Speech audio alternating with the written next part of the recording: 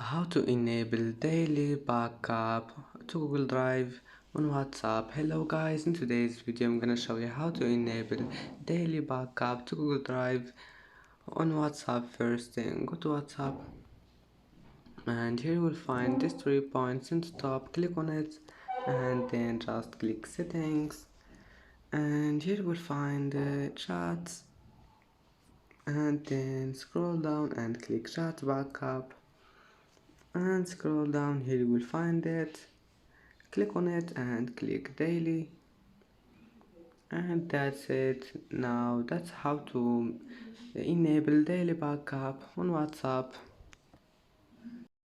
and that's it for today's video. If you like this video, don't forget like and subscribe, and thank you for watching this video until the end. And now see you in the next video.